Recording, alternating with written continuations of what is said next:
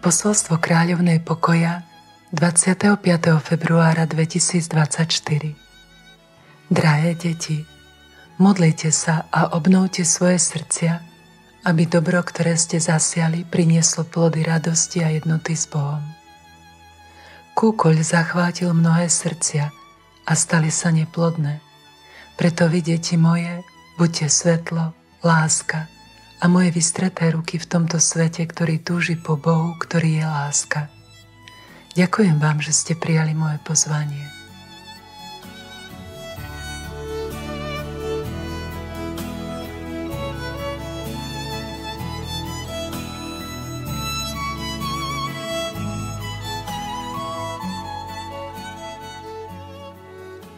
Panna Mária nám vo svojich posolstvách Medžugorí často hovorí o srdci.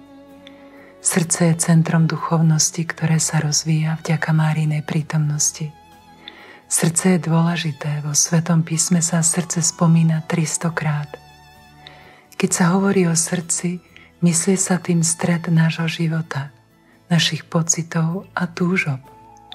Ľudské srdce je vo svojej prirodzenosti zlé, zradné a klamlivé. Jeremiáš hovorí, srdce je klamlivé, nadovšetko a rozjatrené, kto sa v ňom vyzná. Prvý pád človeka zasiahol najhlbšie časti nášho bytia. Naša myseľ, pocity a túžby sú poškvrnené hriechom. V Markovom evanjeliu čítame Ježišove slová, lebo znútra, z ľudského srdca vychádzajú zlé myšlienky, smilstvá, krádeže, vraždy, cudzoložstvá, chamtivosť, zlomyselnosť, klamstvo, necudnosť, závisť, rúhanie, pýcha, hlúposť. Všetky tieto zlá vychádzajú znútra a poškvrňujú človeka. Náš problém nie je vonkajší, ale vnútorný. Potrebujeme vnútornú premenu, obnovu a zmenu srdca. Srdce je jadrom nášho bytia a Biblia kladie veľký dôraz na to, aby sme zachovávali naše srdcia čisté. Veľmi stráž svoje srdce, lebo z neho vyvierajú žriedla života. Z evanjelií vieme, že Ježiš sa často dostával do sporov s ľuďmi, ktorí z náboženských dôvodov považovali vonkajšiu čistotu za najdôležitejšiu.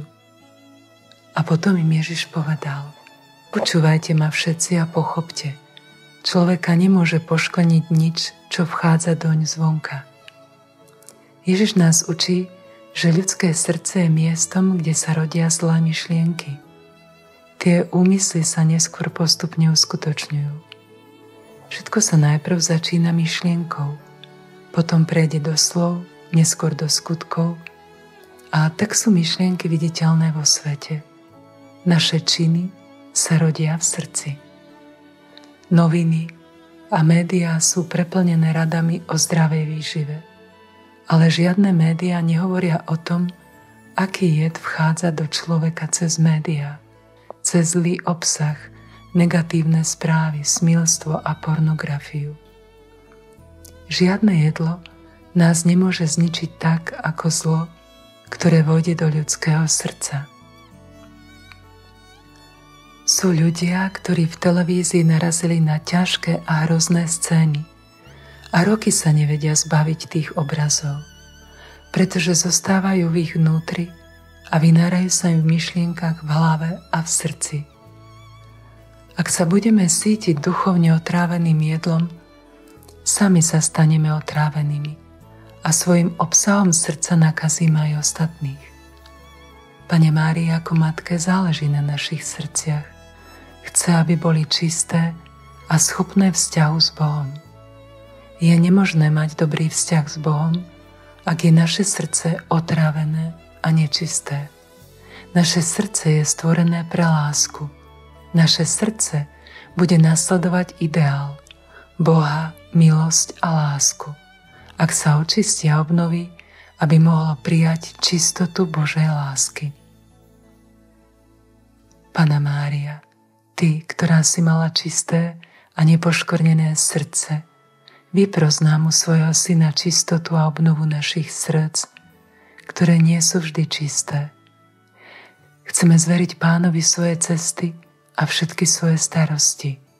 Chceme sa zahľadieť na Pána, vziať svoj každodenný kríž a ísť za Ježišom, ako nás to On učil a ako nás pozýva.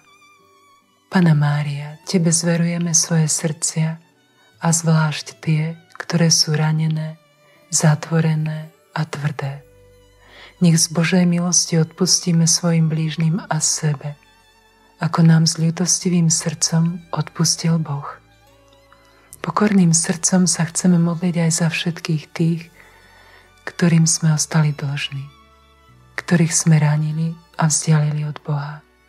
Tvojmu materinskému príhovoru zverujeme všetkých zblúdených, ranených a stratených, aby našli cestu späť k pravde, radosti a pokoju, ktorý nám daruje len Pán.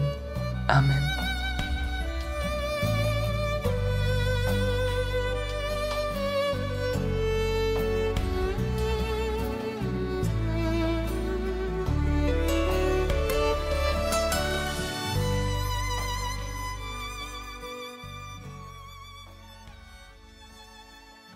Drahé deti, modlite sa a obnovte svoje srdcia, aby dobro, ktoré ste zasiali, prinieslo plody radosti a jednoty s Bohom. Kúkoľ zachvátil mnohé srdcia a stali sa neplodné. Preto vy, deti moje, buďte svetlo, láska a moje vystreté ruky v tomto svete, ktorý túži po Bohu, ktorý je láska. Ďakujem vám, že ste prijali moje pozvanie.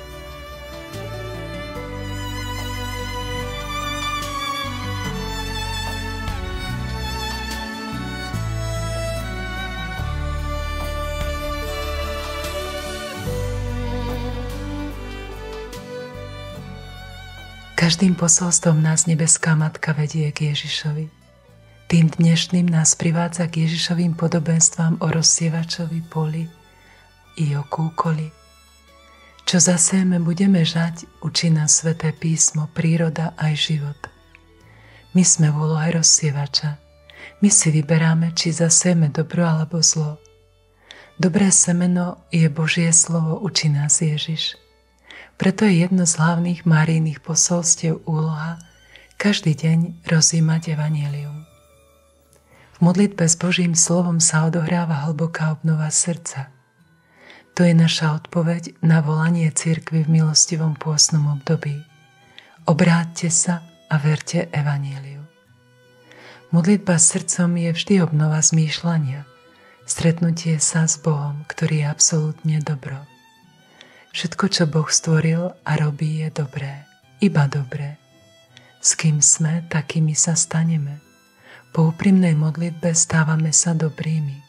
Prinášame plod radosti a jednoty s Bohom. V modlitbe čerpáme silu uskutočniť to, čo hovorí svätý apoštol Pavol v liste Rimanom. Nepripodobňujte sa tomuto svetu, ale premente sa obnovou zmýšľania, aby ste vedeli rozoznať, čo je Božia vôľa, čo je dobré, milé a dokonalé. Mnohé srdcia zachvátil kúkoľ a zostali neplodné, hovorí nám Mária. Tak jasne a konkrétne nám nebeská Matka pomenovala, čo sa to deje s našimi srdcami. Kúkolové semeno je veľmi podobné pšenici. Jeho korene sa splatajú s koreňmi pšenice a nedajú sa vytrhnúť bez toho, že by sa nevytrhlo obilie. O kúkoli sa píše, že je to najznámejšia burina kresťanského sveta. Najznámejšia a zároveň najmenej poznaná burina. Hospodársky významná a výskytom len veľmi zriedkavá. Dekoratívne pôsobivá a účinkom jedovatá. A najväčším paradoxom je, že je zákonom chránená a súčasne zo zákona nevyhnutná aj jeho likvidácia. Kde sa vzalo toľko kúkolu? Pýtame sa ako rozrušení slovia Ježiša v podobenstve o nebeskom kráľovstve. Kde sa vzal kúkol uprostred rodiny, ktorá sa usiluje mať v strede Ježiša? Kde sa vzal kúkol uprostred cirkvi? Prečo je ho tak veľa vo svete? Ježiš nám odpovedá v osobe hospodára. Kým ľudia spali, prišiel nepriateľ, prisial medzi pšenicu kúkol a odišiel. Slovia mu povedali: chceš, aby sme šli a vyzbierali ho? On odpovedal: nie, lebo pri zbieraní kúkola by ste mohli vytrhnúť aj pšenicu. Nechajte oboje rásť až do žatvy. V čase žatvy poviem žencom: pozbierajte najprv kúkoľ a poviešte ho do snopov na spálenie, ale pšenicu zhromaždite do mojej stodoly. Často prežívame bolesť, pozorujúc svet a narastajúcu prítomnosť zla. Cítime sa taký bezmocný. Ježišovo poučenie je nedať sa vyrušiť kúkolom, zlom. Nemáme sa ním dať zastaviť v raste. Naopak, treba nám byť ešte silnejšou pšenicou, byť vernými v konkrétnej láske, trpezlivými a čakať, byť sústredení na lásku. Nesmieme sa zastaviť v láske. Zaoberajme sa láskou. Božia láska nikdy nič nezničí. Ona má posledné slovo a zvíťazí. To nám opakuje Mária. Preto vy, deti moje, buďte svetlo, láska a moje vystreté ruky v tomto svete, ktorý túži po Bohu, ktorý je láska. V jej slovách je ukryté toľko nádeje a východisko. Mária uprostred jedovatého kúkoľa nikdy nestratila dôveru v silu Božej lásky až do konca. V tomto milostivom čase pôstu nás pozýva zvlášť sa modliť pod krížom. Hovorí nám: nestrácajte nádej, lebo Boh miluje svoje stvorenia, svoje deti. On vás chce spasiť skrze moje príchody sem. Drahé deti, aj dnes vás všetkých pozývam na cestu svetosti. Modlite sa a otvorte sa Božej vôli. Máriným svetlom, láskou a jej vystretými rukami sa učíme častým rozjímaním nad utrpením Pána na krížovej ceste, zotrvávaním pod krížom spolu s ňou. Mária, ďakujeme Ti za cestu, ktorú nám ukazuješ v tomto čase. Pomôž nám modliť sa srdcom, obnovovať sa v rozhodnutí pre dobro. Ty si celý svoj pozemský život aj v tých najťažších skúškach bola sústredená iba na lásku. Tak veľmi sa Ti chceme podobať, byť Tvojim svetlom, láskou, rukami. Formuj nás v milovaní, trpezlivosti a čakaní v konkrétnych skutkoch lásky až do konca. Amen.